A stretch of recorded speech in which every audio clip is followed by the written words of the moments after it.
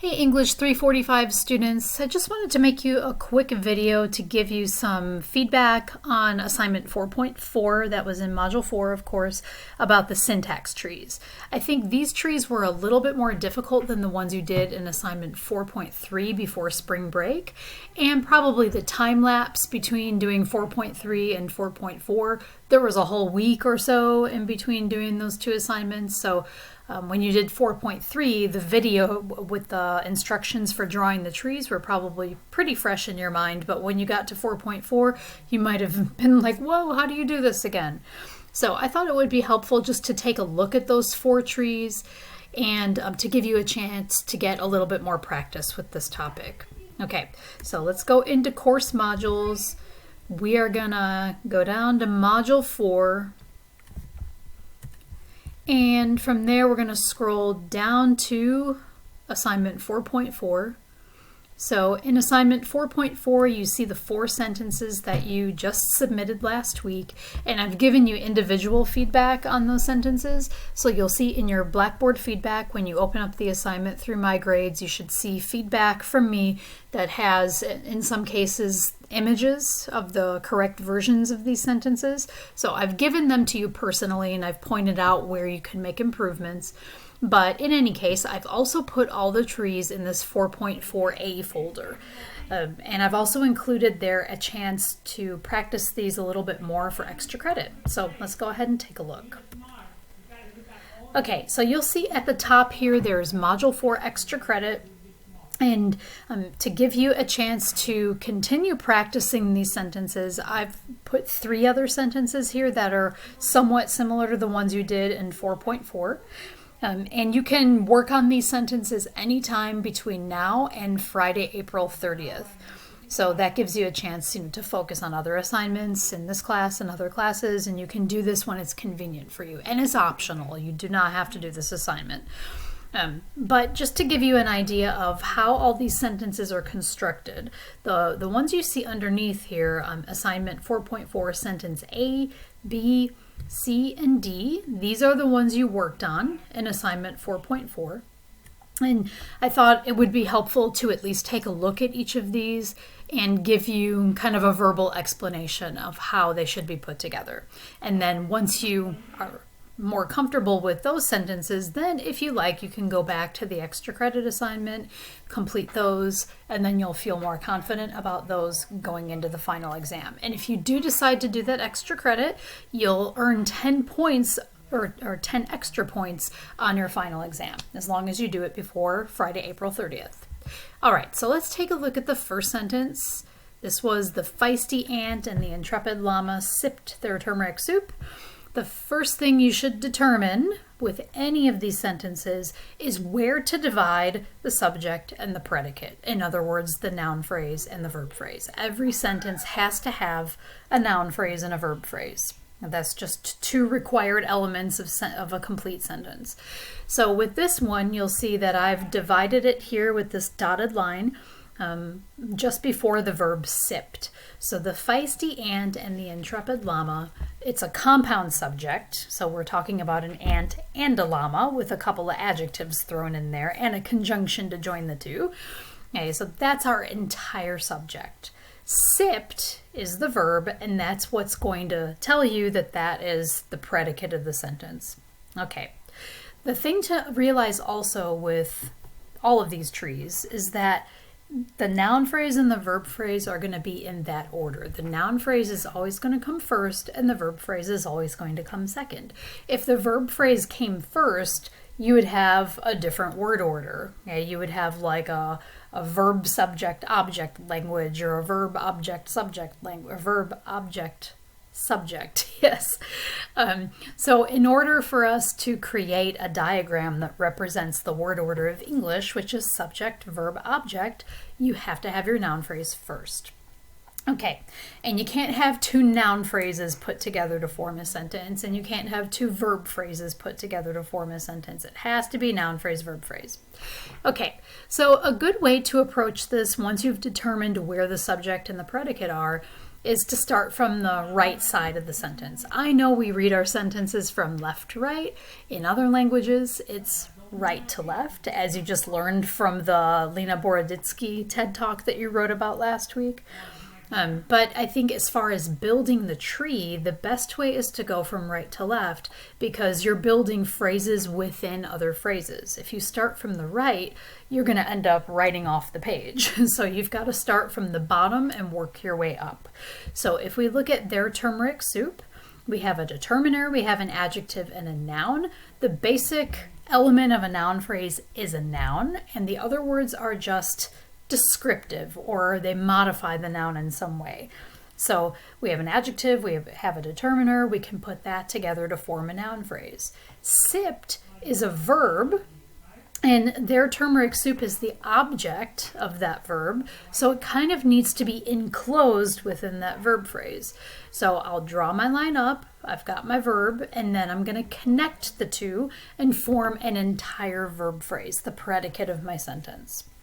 Okay, looking on the other side, we have a couple of noun phrases. The intrepid llama, the feisty ant, they look very similar to their turmeric soup.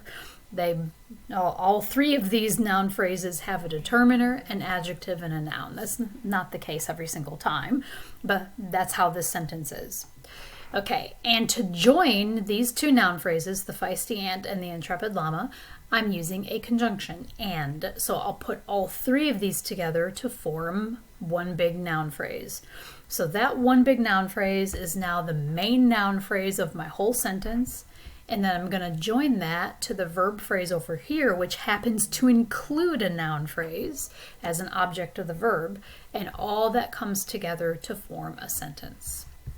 Okay, let's take a look at sentence B.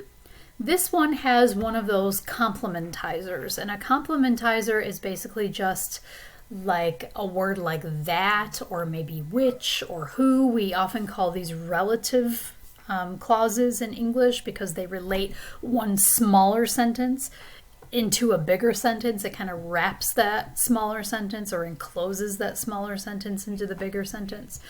The smaller sentence here is their quirky violin professor composes enchanting music in the laboratory. I couldn't fit laboratory on the page. It was a long sentence. And you have to be careful of this too. When you have a really long sentence, you might have to write your words pretty small to make sure they fit on the page. Some of your trees were kind of curling their way around to the right side of the page. I could still read them, but it's definitely easier to read if you keep everything all lined up. Okay, so you have that sentence, and it has a noun phrase, and it has a verb phrase. So that sentence is not existing by itself. It's wrapped into or enclosed within another larger sentence. Okay, but let's start with that small sentence. Okay, so in the lab is a prepositional phrase. Inside of that, we have the noun phrase, the lab, so I'm going to start by labeling those. I'm going to join that to the preposition in to form a prepositional phrase. Enchanting music, we have an adjective and a noun, so that's going to form a noun phrase. So I'm going to take that noun phrase and that prepositional phrase, and we're going to make that one larger noun phrase. So enchanting music in the lab. That's a noun phrase. Composes is the verb. So all of that enchanting music in the lab is now the object of the verb composes. So what did the professor compose? Enchanting music in the lab. Okay, so now we have a verb phrase. Now we also need a noun phrase to put together a complete sentence. So their quirky violin professor. The professor is the noun. We have two adjectives, quirky and violin. So instead of one, we just happen to have two. The determiner is their. It's a possessive. And so we put all that together to form our noun phrase. So noun phrase plus verb phrase gives us a sentence. Okay, then before that sentence, we have this word that. And that is our complementizer. So that is kind of like this anchor that takes that their quirky violin professor sentence and sort of glues it into the rest of the sentence. Okay, and even you will notice sometimes in English that that word that is not even really required when you're saying it in conversation. You could say, my wicked sisters complain their quirky violin professor composes, etc. You could leave it out and it would still sound grammatical, but it's understood that it's there anyway. You could take it or leave it, but it is there. Okay, so looking at the larger sentence, okay, we have complain, which is a verb. That's actually the main verb of the overall larger sentence. So that their quirky violin professor composes enchanting music in the lab is actually the object of that verb, complain. So my wicked sisters complain about something, right? So they complain that this thing is happening. Okay, so all of that is the verb phrase, okay, the complementizer with the embedded sentence. And now all I need is just to label my noun phrase, and that's my wicked sisters. So I have determiner, adjective, noun. We've got a noun phrase. We put it all together, and now we've got a sentence. Okay, in tree number 3, okay, here we have all right, yes, we do not have a complementizer in this sentence. We have a conjunction joining the parts. Okay, but this would be a great example of a compound sentence. We actually have 2 sentences joined together with the conjunction and. So we'll start with the sentence on the right. Okay, again, you've got to have a noun phrase and you've got to have a verb phrase in your sentence. Okay, so that's basically, it's a little bit harder to see it here just by the way I drew it, but we have the noun phrase, I. There's only one word in that noun phrase. The rest is all the verb phrase or predicate of that sentence. Will be your doppelganger for the rest of your existence. So that's all the verb phrase. So the noun phrase over here, verb phrase over here come together to form this sentence. So let's start all the way from the right. So of your existence is the noun phrase, and we can join that to the preposition of to create a prepositional phrase.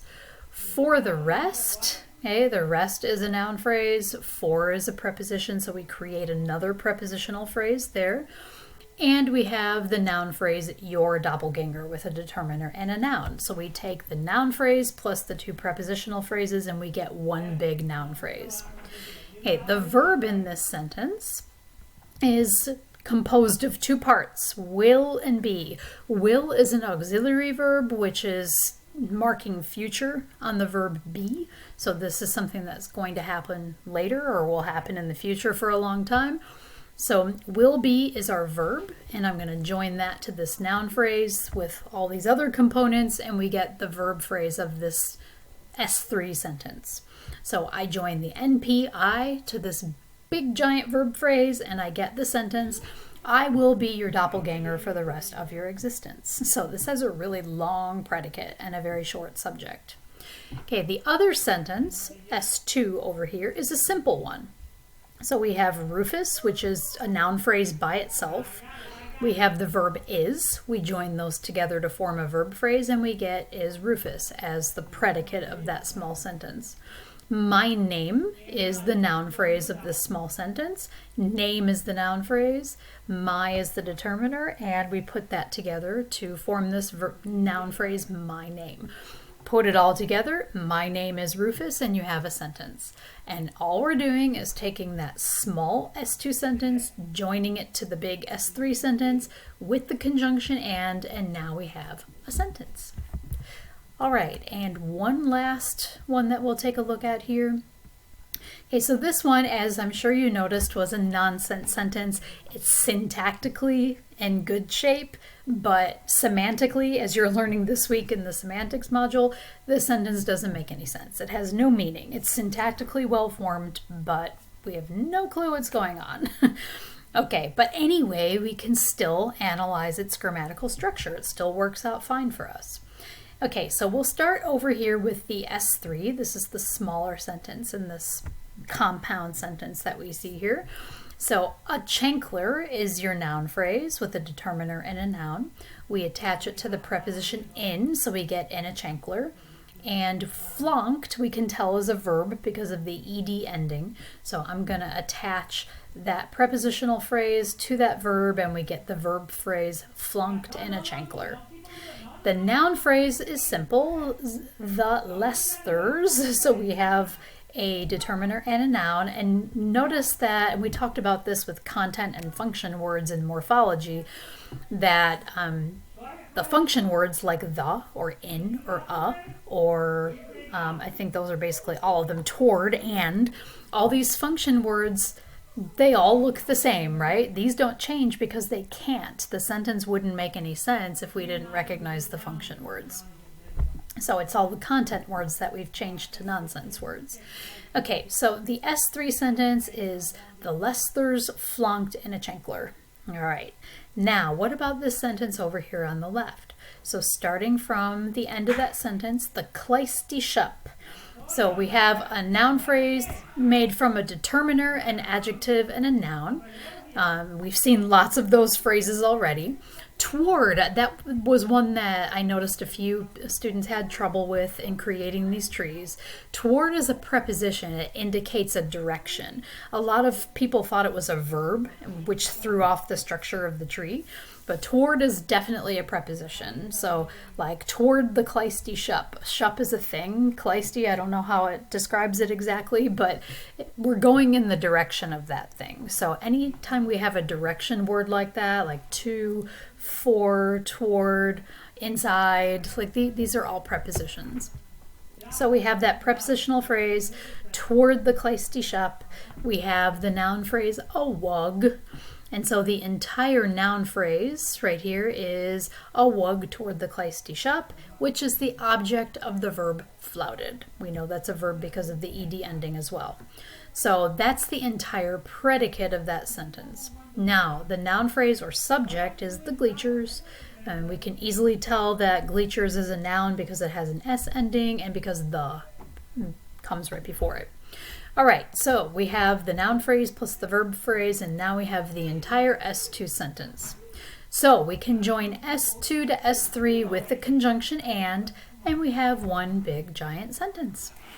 Okay, so I hope that explanation helps to break down the structure of these trees a little bit more clearly. I know they were definitely more difficult than the first set you did, but that's the goal, is to learn something new and to improve your skills and your knowledge of how language works. So you can think of these like Lego building blocks that are going on in your brain all the time without you even realizing it. So like I said, if you want to go ahead and do the Module 4 extra credit anytime between now and April 30th, you'll earn 10 extra points on your final exam. I'll be glad to give you some feedback on it. So I hope you have a great evening, and I'll be in touch with our next Sunday video.